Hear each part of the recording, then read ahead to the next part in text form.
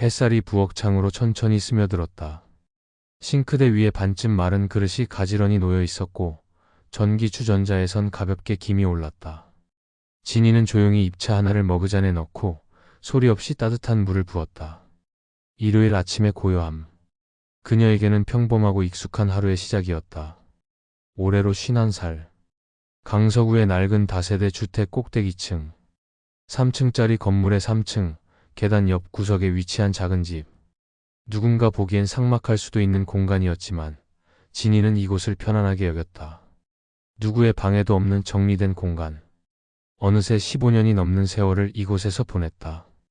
가끔 그녀는 출근 전 잠깐 멈춰서서 창밖을 바라보았다. 하늘은 항상 같았고 지붕 위로 까마귀 한 마리가 왔다 갔다 했으며 맞은편 아파트에선 아침 운동을 하는 노부부의 실루엣이 창틀 너머로 보였다. 지루하고 특별할 것 없는 일상이었지만 진이는 그걸 원했다. 더 이상 큰 감정의 파도가 필요하지 않은 나이. 잔잔함은 그녀가 오랫동안 갈망해온 상태였다. 간단히 토스트 한 조각을 굽고 차를 마시고 고요한 음악을 켜놓은 채 그녀는 거실 구석에 놓인 중고 노트북을 열었다. 평소처럼 뉴스 사이트를 한 바퀴 후고 인터넷 뱅킹 앱에 로그인하고 새로운 메일을 확인했다. 그 순간 진이의 손가락이 멈췄다. 새로운 인터뷰 요청 마이너스 김윤우 작가. 발신자 EDITORINSIGHTPOPLE KR. 처음엔 스팸 메일인가 싶었다. 유명인 이름을 내세워 클릭을 유도하는 흔한 방식. 하지만 메일 제목 속 김윤후라는 이름은 그녀에게 단순한 이름이 아니었다. 그녀는 메일을 조심스럽게 클릭했다. 짧은 인사말 뒤 다음과 같은 문장이 바로 눈에 들어왔다. 김윤우 작가가 정식으로 인터뷰를 요청드립니다. 주제는 잃어버린 관계와 기억이며 귀하에게 개인적인 질문을 드릴 예정입니다. 진이는 잠시 메일을 닫고 노트북 화면을 덮었다. 컵 속의 차는 이미 미지근해졌고 토스트는 식어 있었다. 그 이름. 윤후. 그녀가 24살이던 해 단 한 번 안고 울었던 아이. 어두운 상담실에서 울음도 제대로 터지지 않던 그 작은 생명체를 마지막으로 본 날 이후로. 그 이름은 마음 한 구석, 아무도 못 열게 잠가둔 서랍 속에 들어 있었다. 그녀는 다시 노트북을 켰다. 이번에는 천천히 끝까지 스크롤을 내렸다. 메일 말미엔 인터뷰 희망 일정과 함께 첨부 파일 하나가 있었다. 사전 질문지 김윤우. PDF. 파일을 여는 손이 미세하게 떨렸다. 화면에 딱 한 문장이 큼직하게 적혀 있었다. 왜 저를 버리셨나요? 진이는 깊게 숨을 들이쉬었다. 그 한 문장이 너무 오랜 시간 묻어둔 감정을 단번에 끄집어냈다. 눈물도 아니고 분노도 아니고 자책도 아닌 묘하게 결말 없는 혼란. 마치 멀리서 울리는 공명처럼 묵직하게 가슴에 울려 퍼졌다. 이름까지 기억했구나. 진이는 작게 중얼렸다. 목소리는 차분했지만 그 안에는 수많은 복잡한 감정이 섞여 있었다. 그녀는 자리에서 일어났다. 창문을 열자 밖에서 봄비 냄새가 스며들었다. 빗방울은 아직 떨어지지 않았지만 공기 속엔 확실히 젖은 냄새가 있었다. 진이는 오랫동안 그 이름을 입에 올리지 않았다. 누구에게도 말하지 않았다. 입양, 미혼모, 출산, 포기. 그녀의 삶에서 일부러 지워낸 단어들이었다. 하지만 이제 세월을 돌아 그 이름이 그녀에게 먼저 다가왔다. 그 아이는 아니, 그 작가는 이제 유명인이었다. TV 프로그램, 칼럼, 인터뷰.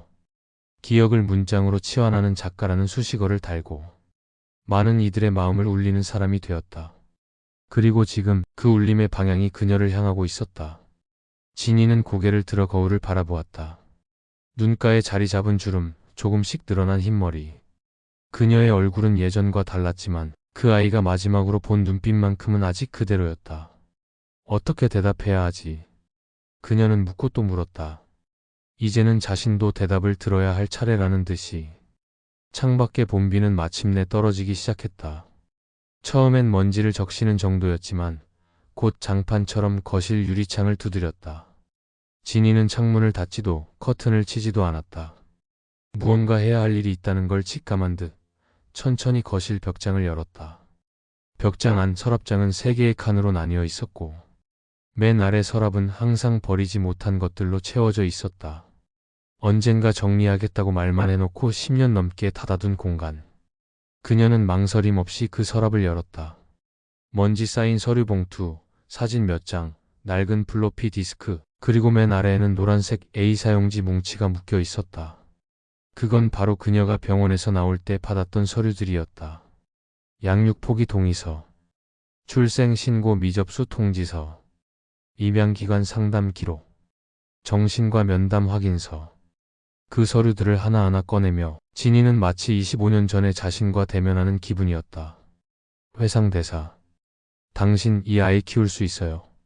차가운 폭도 끝, 여성 상담사는 표정을 바꾸지 않고 물었다. 진이는 뱃속을 감싸주며 고개를 숙였고 그 대답은 침묵으로 대신됐다. 그녀는 그날의 병원 폭도 냄새를, 입양기관에서 건넨 종이의 두께까지도 기억하고 있었다. 다만 기억하고 싶지 않았을 뿐이다. 윤후야. 그녀는 조용히 그 이름을 입 밖으로 내뱉었다. 방 안에 혼잣말이 흘렀지만 그건 너무 오랜만에 꺼낸 이름이었다. 그녀가 그 이름을 마지막으로 적은 날은 아기 이름 선택사항 항목에 작게 윤후라고 적은 때였다. 태어나자마자 보지 못할 수도 있다는 말에 그저 종이 위라도 이름 하나는 주고 싶었다. 그때 벽식의 초침이 유난히 크게 들렸다. 진이는 서류 더미 속에서 조그마한 흰 봉투를 꺼냈다. 봉투 앞면엔 볼펜으로 조심스럽게 쓴 글씨. 나중에 만나게 된다면. 그녀는 조심스럽게 봉투를 열었다. 그 안엔 글 한 장과 작고 둥근 분홍색 털실 고리가 들어 있었다.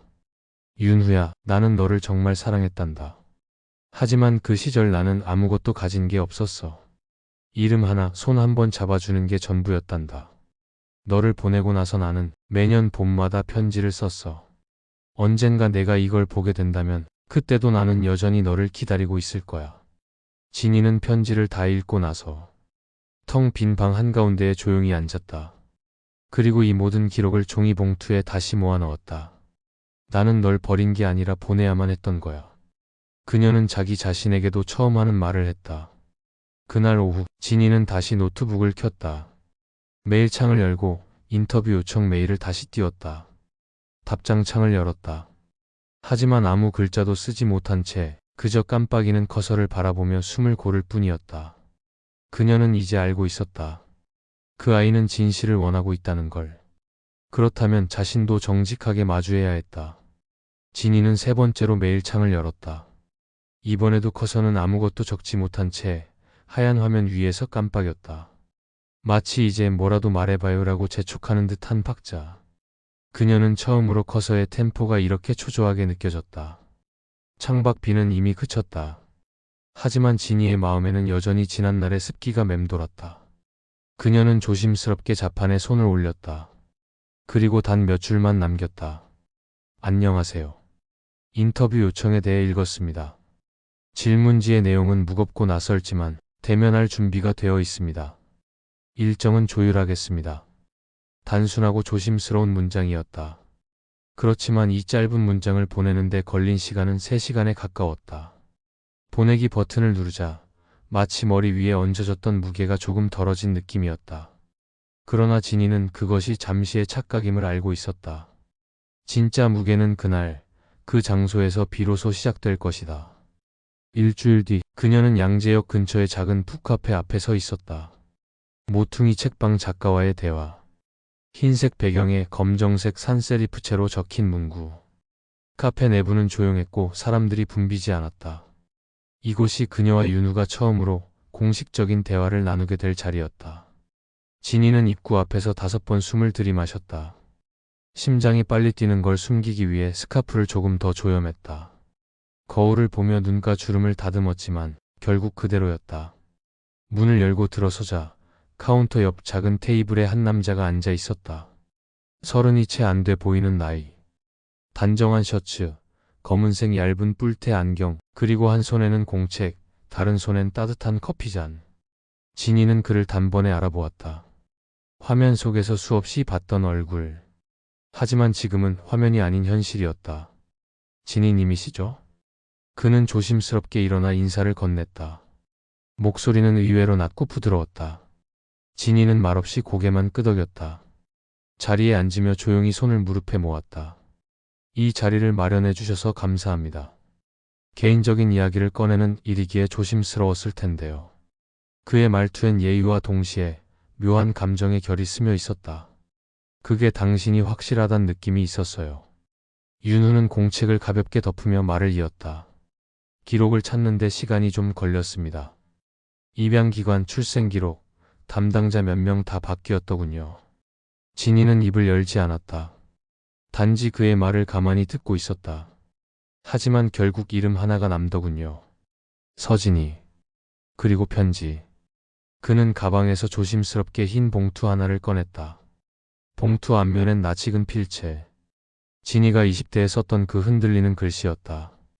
편지를 읽고 이상하게 울지도 못했어요. 그냥 가만히 몇 시간 동안 이걸 바라보고만 있었어요. 그는 시선을 고정한 채 말을 이었다. 그렇게 기다렸다면 왜 나를 보지 않았나요? 그 질문에 진이는 숨을 들이마셨다. 익숙한 문장. 메일 속 질문과 똑같은 말. 나는 내가 더 나은 삶을 살 수 있을 거라고 믿었어. 그녀는 어렵게 입을 열었다. 내가 가진 것이라고는 정말 이름 하나밖에 없었거든. 그 이름 고맙습니다. 윤후는 고개를 끄덕였다. 그리고는 그저 조용히 미소를 지었다. 말문이 막히는 순간들이 반복됐다. 누군가는 이 침묵을 어색하다고 느꼈겠지만 두 사람에게 그 침묵은 언어보다 더 많은 걸 말해주고 있었다. 그날 인터뷰는 길지 않았다. 녹음도 사진도 없었다. 그저 둘만의 기억이 둘만의 대화로 조용히 남았다. 카페를 나서며 진이는 잠시 윤후의 뒷모습을 바라봤다. 가로등 불빛에 그의 어깨가 작게 흔들리는 듯 보였다. 진이는 그제야 조금, 아주 조금 안심할 수 있었다. 그가 살아있다는 것. 그가 말할 수 있다는 것. 그가 질문할 수 있다는 것. 그건 그녀에게 하나의 구원이기도 했다. 편의점에서 우유 하나를 고르고 나오는 길이었다. 비닐봉지가 손에 닿자마자 진이는 문득 서점 간판을 바라보았다. 그 책방이라는 소박한 이름의 독립서점. 그녀는 이따금 그곳에서 시간을 보내곤 했다. 책보다는 고요한 공기 때문이었다. 그날따라 유난히 서점 진열장이 바뀌어 있었다. 입구 바로 앞 베스트셀러 1위 코너. 커버가 흰색인 책이 쌓여 있었고 표지엔 짧은 문장이 인쇄돼 있었다. 그가 다시 쓰고 싶은 단어는 엄마였다. 김윤호 작가의 신작 칼럼 에세이집 편지. 진이는 걸음을 멈췄다. 하얀 커버 위 작게 인쇄된 윤후의 이름. 그 옆에는 낯익은 사진 한 장이 있었다. 인터뷰 당일 그녀가 몰래 찍힌 듯한 실루엣이 흐릿하게 담겨 있었다. 뒤통수 너머 커피잔을 잡은 손. 진이는 책 한 권을 천천히 들었다. 책의 첫 페이지를 넘기자마자 손끝이 멈췄다. 엄마에게. 이 글은 나의 질문에 대한 그녀의 대답이 아니라 내 인생 전체가 했던 질문에 대한 나의 대답이다. 나는 왜 자꾸 무언가를 쓰고 싶어 하는지 알게 되었다. 어쩌면 나는 단 한 줄의 편지를 받기 위해 그토록 많은 문장을 썼는지도 모른다. 나는 너를 버린 게 아니라 보내야만 했어. 그녀의 그 말이 내 안에 울음을 꺼냈다. 그 문장을 읽는 순간 진이는 책장을 덮었다. 심장이 너무 크게 뛰었고 사람들이 들을까 봐 숨을 억눌렀다. 그녀는 책을 계산대에 가져가지 않았다. 대신 한 걸음 물러서 책장을 다시 꽂았다. 하지만 발걸음은 떠나지 못했다. 책장 옆 작은 테이블 위엔 독자들이 책을 읽고 짧은 감상을 적는 노트가 있었다. 누군가 연필로 쓴 글이 눈에 들어왔다. 누구에게도 꺼내지 못한 질문이었는데 이 책이 대신해줬다. 독자 박. 진이는 자기도 모르게 펜을 들었다. 그리고 책장 너머로 윤후가 보지 못할 글을 적었다. 때로는 대답보다 기다림이 먼저였던 사람이 있답니다. 누군가를 보내야 했던 그때 저도 누군가에게 버려졌던 아이였거든요. 익명의 독자. 그녀는 펜을 내려놓고 마지막으로 책 표지를 바라봤다. 커버에 새겨진 한 줄의 문장. 그리고 윤후라는 이름. 그 순간 진이는 비로소 깨달았다. 자신이 그와 닮아 있다는 것을. 글을 쓰진 않았지만 매년 봄이면 편지를 마음속으로 썼다. 주소 없는 편지. 받을 사람 없는 사과. 하지만 마음은 늘 그를 향해 있었다. 집으로 돌아오는 길, 진이는 오래된 핸드폰의 문자 알림을 확인했다. 인터뷰를 주선했던 에디터의 메시지였다. 진희님 책이 출간되었습니다. 작가님이 따로 전달해 드릴 원고가 있다고 합니다. 혹시 우편 주소를 알려주실 수 있을까요? 진희는 한동안 답장을 보내지 않았다. 하지만 그날 밤 책장에서 오래된 서류 봉투를 꺼냈다. 거기엔 자신이 살던 오래된 고향 주소가 적혀 있었다. 고아원과 산부인과 사이에 위치한 좁은 단층 주택. 그녀는 주소를 그 자리에서 적어 내려갔다. 서울시 종로구로 84-7 김진희 수신. 이름을 보낸 건 윤우가 처음으로 자신의 이름을 적어 보낸 날에 대한 답이었다. 그날 이후 진희는 습관처럼 작은 카페에 앉아 커피를 마셨다. 책은 여전히 사지 않았지만 서점 앞을 지날 때마다 그 표지가 마음을 건드렸다. 그리고 문득문득 자신에게 질문을 던졌다. 나는 이제 어떤 사람으로 살아가야 할까? 그날도 마찬가지였다. 진희는 언제나처럼 오전 9시에 일어났고 커피를 내렸고 뉴스의 날씨 코너를 틀어두었다. 하지만 그날 오전 평소와 다른 것이 있었다. 현관 초인종이 울리지 않았음에도 신문함에 무언가가 꽂혀 있었던 것이다. 낡은 편지 봉투였다. 모서리가 살짝 눌려 있었고 주소 위에 적힌 글씨는 또렷했다. 김진희님 귀하. 보내는 사람의 이름은 없었다. 대신 익숙한 글씨체였다.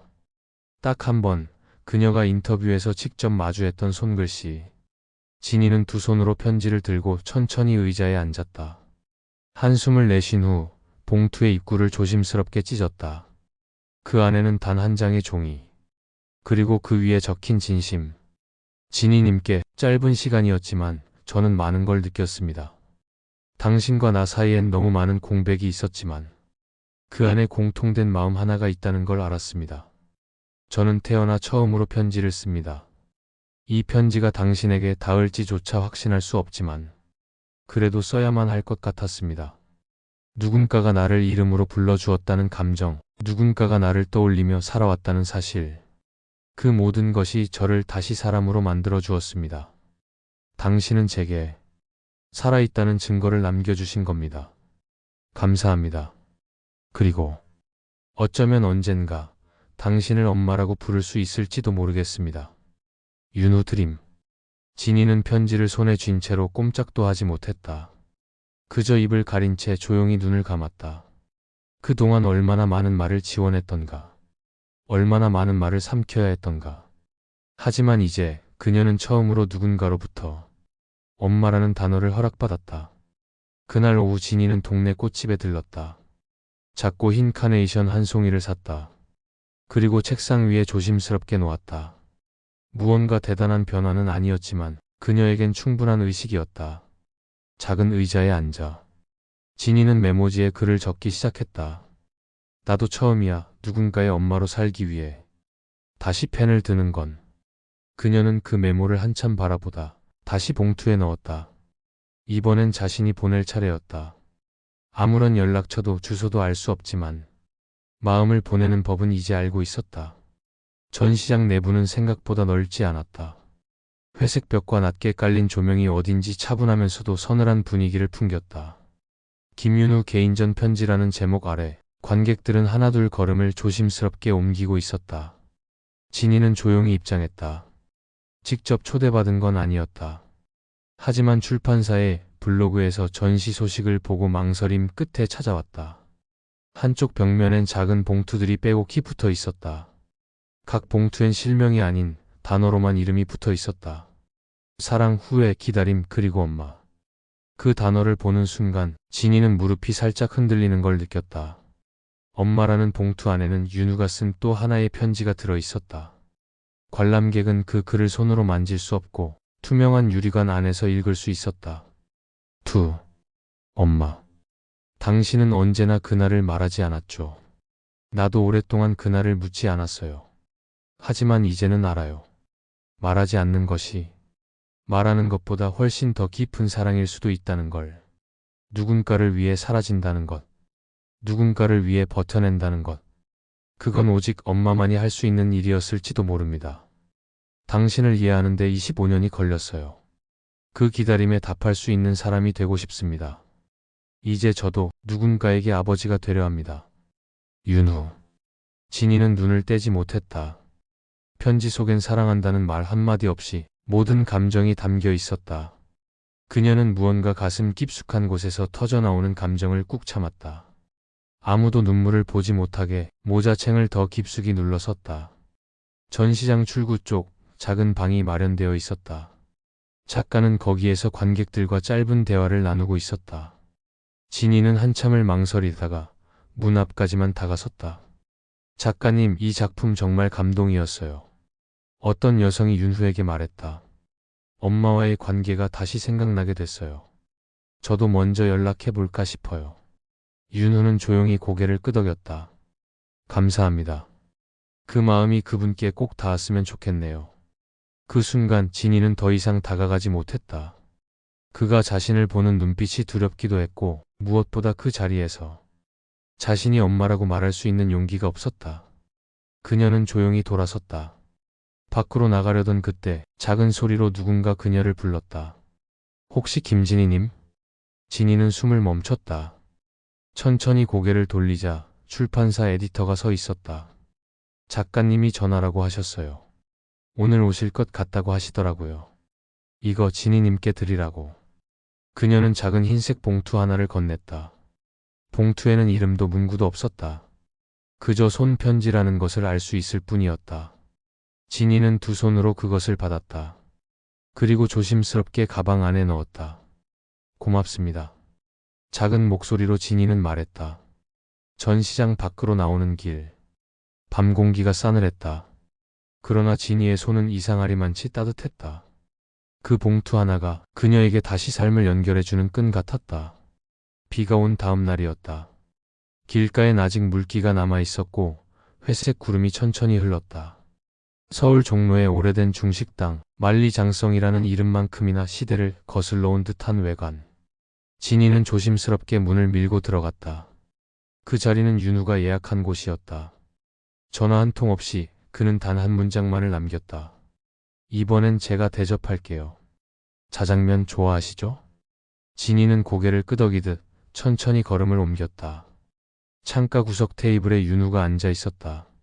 그녀를 보자 자리에서 일어나 인사했지만 그의 얼굴에는 여전히 복잡한 감정이 엿보였다. 여기 앉으세요. 진이는 맞은편 의자에 조심스레 앉았다.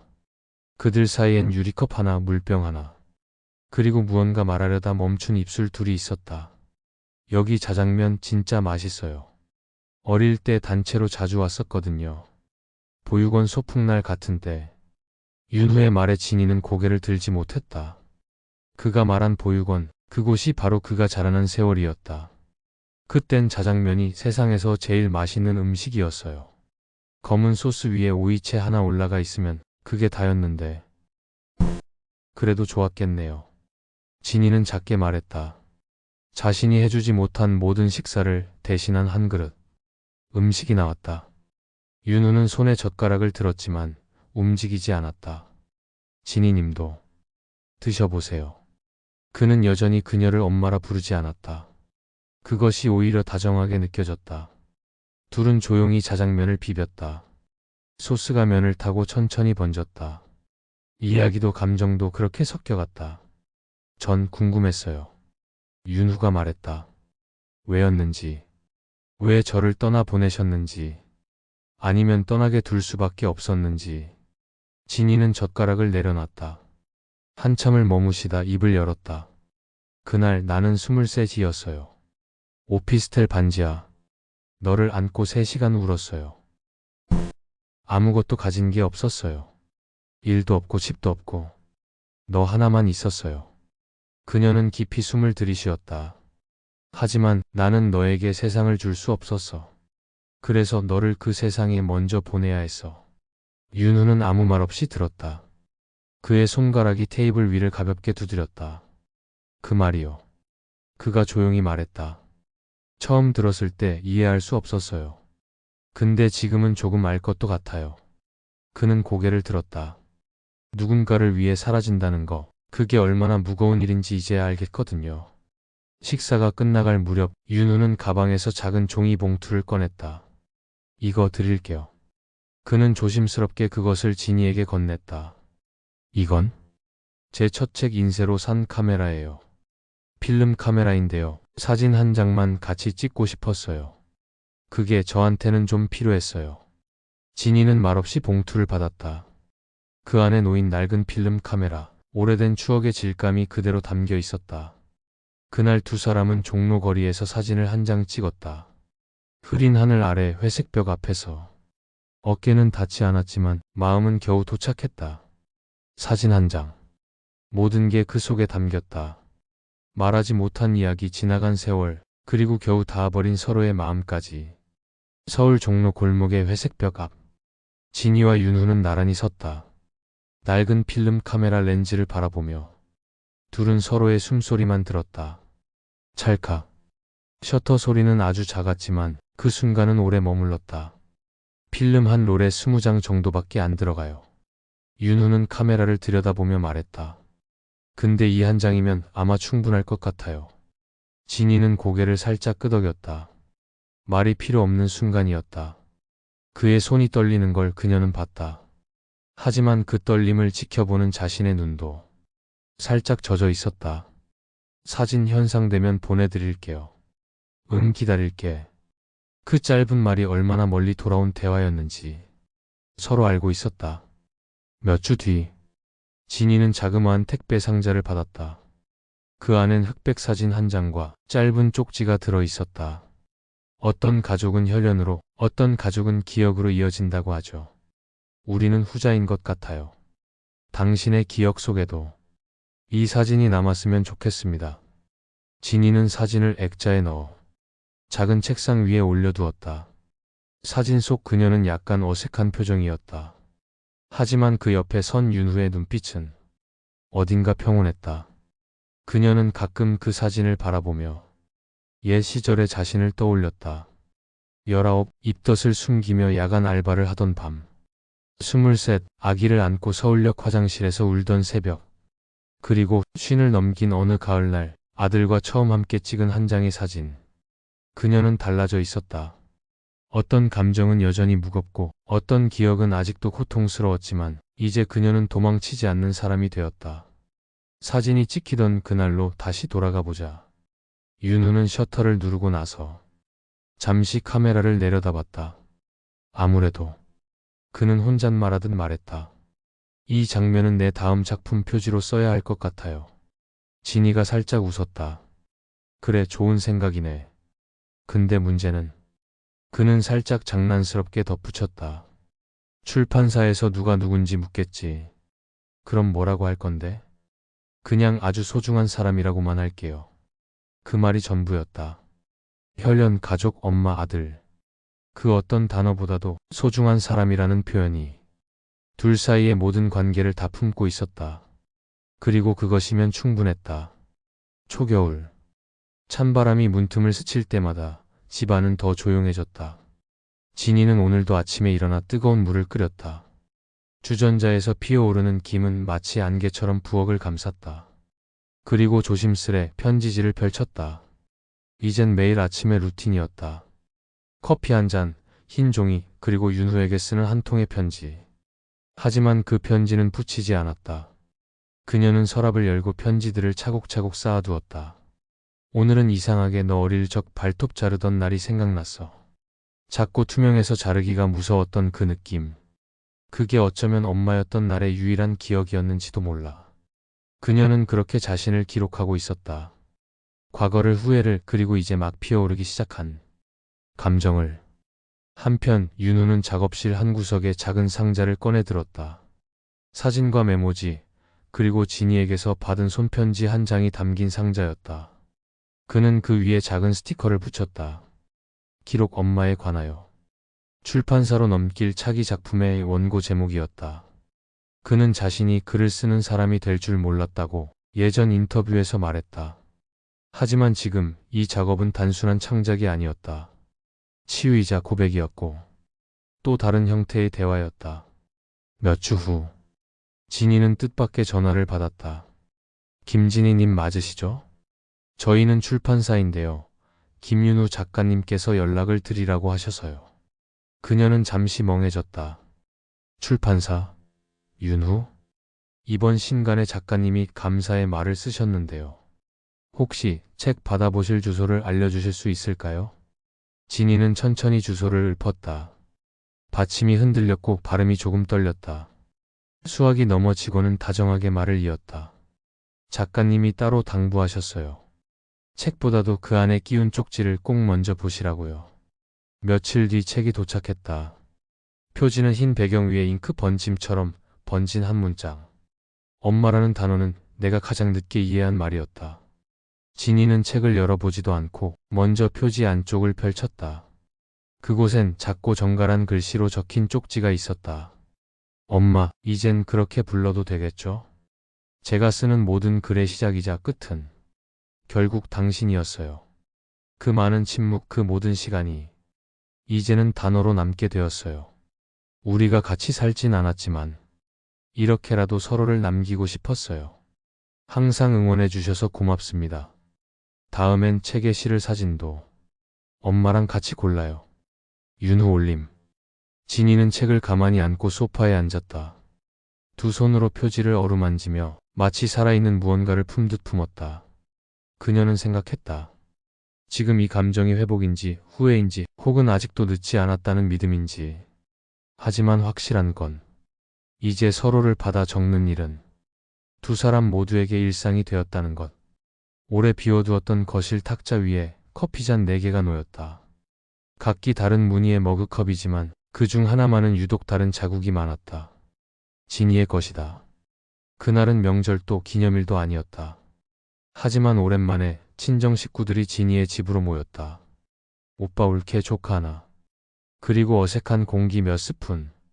오랜만이네. 오빠가 먼저 입을 열었다. 여전히 혼자 사냐? 진이는 고개를 끄덕이며 웃었다. 응. 요즘은 덜 외로워. 그 말이 무슨 뜻인지 아무도 묻지 않았다. 조카는 휴대폰을 들여다보고 있었고 올케는 컵받침을 정리하며 조용히 미소 지었다.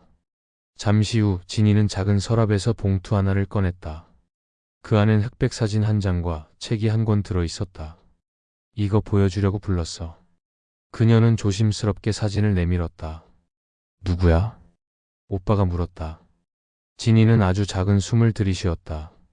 그리고 천천히 말했다. 윤후야. 내 아들. 그 말이 방 안을 가득 메웠다. 누구도 반박하지 않았고 누구도 고개를 돌리지 않았다. 예전에 입양 보냈다는 얘기 있었잖아. 오빠가 조심스럽게 물었다. 그게 그 아이야? 진이는 조용히 고개를 끄덕였다. 그래. 그 아이가 맞아. 윤후라는 이름으로 자랐고 지금은 작가야. 그녀는 책을 내밀었다. 표지 위에 적힌 문장을 손가락으로 가볍게 문질렀다. 엄마라는 단어는 내가 가장 늦게 이해한 말이었다. 조카가 책을 들여다보다가 말했다. 헐, 이 책 내 친구들도 봤어.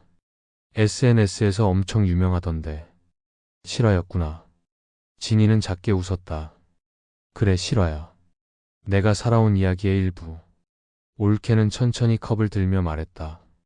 진이 씨, 그동안 너무 많이 혼자였네요. 그 말에 진이는 고개를 숙였다. 근데 이제 혼자 아닌 것 같아요. 이름을 말한다는 건 그 사람을 세상에 존재하게 만드는 일이다. 그날 진이는 처음으로 자신의 가족 앞에서 윤우라는 이름을 불렀다. 그건 사과도 고백도 아닌 하나의 선언이었다. 그날 저녁 가족들이 돌아간 뒤 진이는 작은 종이에 다시 글을 적기 시작했다. 윤후야. 오늘 너의 이름을 처음으로 큰 소리로 말했어. 너무 늦었지만 이제야 내 입에서 내가 태어났어. 그녀는 메모지를 조심스럽게 책갈피에 끼웠다. 그리고 다시 한번 책 표지를 쓰다듬었다. 이름이 마음보다 먼저 닿은 날이었다. 이번에는 진이가 먼저 문을 열었다. 언제쯤 올지 몰라 현관 앞에 슬리퍼를 2켤레 놓아두었고 냉장고엔 미리 삶아둔 갈비찜이 있었다. 그녀는 몇 번이고 냄비 뚜껑을 열었다 닫았다. 띵동. 벨이 울리자 그녀는 주방에서 앞치마를 급히 벗고 현관으로 향했다. 문이 열리자 윤후가 서 있었다. 이번엔 말없이 가볍게 고개만 숙였다. 진이도 조용히 문을 열어두었다. 그건 들어와라는 말보다 더 따뜻한 환영이었다. 식탁엔 두 사람이 마주 앉았다. 진이는 조심스레 밥 공기와 국그릇을 놓고 윤후 앞에 숟가락을 건넸다. 이거 내가 어릴 적 좋아했다는 음식이야. 기억 안 나요? 윤후는 웃으며 대답했다. 근데 냄새가 참 좋네요. 그녀는 국을 덜며 말했다. 이거 할 줄 아는 데까지 꽤 걸렸어. 누가 가르쳐 주지도 않았거든. 윤후는 고개를 끄덕였다. 이제 가르쳐 줄 사람 생겼네요. 식사가 시작되자 두 사람은 마치 오래된 가족처럼 서로의 그릇에 반찬을 덜어주었다. 윤우는 조용히 밥을 먹다가 물었다. 혹시 예전 사진 있어요? 진이는 손을 멈추고 고개를 들었다. 내 어릴 적? 아니요. 엄마 어릴 적이요. 어떤 사람이었는지 궁금하거든요. 그녀는 당황했지만 이내 자리에서 일어났다. 서랍장 안에 오래된 앨범이 하나 있었다. 몇 장은 빛이 발해 있었고 어떤 건 모서리가 찢어져 있었다. 이건 고등학생 때. 이건 첫 월급 탔을 때. 이건 너 태어나기 직전이야. 그녀는 조심스럽게 사진을 넘겼다. 윤우는 한 장 한 장을 눈에 담듯 바라봤다. 그의 눈동자엔 처음 듣는 이야기와 처음 보는 얼굴들이 천천히 각인되고 있었다. 참 이상하네요. 그가 중얼거렸다. 사진 속에 있는 사람을 이제야 엄마라고 부르게 됐다는 게. 진이는 미소 지었다. 그래도 이제 부르잖아. 식사가 끝난 뒤 윤우는 작은 상자를 꺼냈다. 그 안에는 책갈피 하나와 엽서 한 장이 있었다. 다음 책. 엄마 이야기는 끝났지만 이제는 진이라는 사람 이야기를 쓰고 싶어요. 내 이야기? 그녀는 어색하게 웃었다. 네. 한 여자가 엄마가 되었다가 사람으로 다시 돌아오는 이야기요. 밤이 깊어지고 윤우는 돌아갈 준비를 했다. 현관 앞에서 진이는 그를 잠시 붙잡았다. 다음엔 여자친구도 데려와. 그 말에 윤우는 멈칫하다가 웃었다. 네, 엄마 먼저 보여드리고 싶어서 그 사람한텐 아직 말 안 했거든요. 문이 닫히고 진이는 식탁에 다시 앉았다. 그녀의 그릇엔 아직 갈비 한 조각이 남아 있었다. 그녀는 조용히 그것을 입에 넣었다. 짭조름한 간장 맛이 마치 무언가를 이겨낸 맛처럼 느껴졌다. 그리고 생각했다. 그래, 이제 나는 그의 식탁 위에서 하나의 사람이 되었구나. 봄이 왔다. 진이는 창문을 활짝 열었다. 오랜만에 들어오는 바람은 마치 새로 태어난 것처럼 상쾌했다. 베란다 화분에서는 작은 싹이 올라오고 있었고 거실 한쪽엔 윤우가 보낸 새로운 책이 놓여 있었다. 책의 제목은 짧았다. 진이. 이제 그녀는 이름으로 세상에 다시 태어났다. 공원 벤치 위 윤우는 먼저 도착해 있었다. 그는 손에 작은 꽃다발을 들고 있었다. 그가 들고 있던 건 장미도 튤립도 아닌 민들레였다. 진이가 걸어왔다. 그녀는 하늘색 셔츠를 입고 있었고 예전보다 조금 더 환한 표정이었다. 둘은 서로를 보고 웃었다. 아무 말 없이 인사를 나눴다. 이제 계절이 좀 변했네. 진이가 말했다. 윤우는 고개를 끄덕였다. 예전엔 겨울 같았죠. 지금은? 지금은 봄 같아요. 조금 쌀쌀하긴 해도 괜찮은 날씨. 그들은 벤치에 나란히 앉았다. 진이는 꽃다발을 조심스레 받았다. 이 꽃 왜 민들레야? 그녀가 묻자 윤우는 잠시 고민하다가 답했다. 잡초 같지만 어디서든 다시 피잖아요. 엄마한테 어울릴 것 같아서요. 진이는 웃었다. 고마워. 이건 내 인생 처음 받은 꽃다발이야. 그 말에 윤우는 조금 놀란 듯 보였다. 진짜예요? 응. 진짜. 누가 나한테 꽃을 줄 거라고 생각해 본 적이 없었어. 공원에는 아이들이 뛰어놀고 있었다. 진이는 그 아이들을 바라보다가 조심스럽게 입을 열었다. 윤후야, 이젠 나도 내 인생에 작게라도 남고 싶어. 이미 많이 남았어요. 책도 사진도 그리고 이 봄도요. 그 말에 진이는 눈시울이 붉어졌지만 울지는 않았다. 그녀는 예전보다 강해져 있었다. 윤우는 가방에서 작은 앨범 하나를 꺼냈다. 그 안엔 그동안 함께한 사진들이 들어 있었다. 첫 만남 사진관 편지, 팝상, 그리고 오늘. 진이는 그 사진들을 보며 입가에 조용히 미소를 지었다. 이제 이 앨범을 내가 이어도 될까? 그녀가 묻자 윤후는 고개를 끄덕였다. 네, 이제는 엄마 차례예요. 그날 둘은 함께 벚꽃길을 걸었다. 벚꽃은 절정이었지만 바람이 불면 꽃잎은 곧 떨어졌다. 그러나 진이는 두렵지 않았다. 이제는 떨어지는 것보다 피는 시간을 더 소중히 여길 줄 알게 되었기 때문이다. 집으로 돌아온 진이는 꽃다발을 투명한 병에 꽂아 창가에 두었다. 그 옆엔 사진 한 장과 책 한 권, 그리고 앨범이 나란히 놓여 있었다. 그녀는 혼잣말처럼 중얼거렸다. 다시 시작이네. 이번엔 조금 덜 무섭다. 이제 내가 버린 아이라는 제목은 다시 만난 사람으로 바뀌었다. 그 아이는 떠났다가 돌아왔고 그녀는 버렸지만 되찾았다. 그리고 이제는 서로를 이름으로 기억하게 되었다.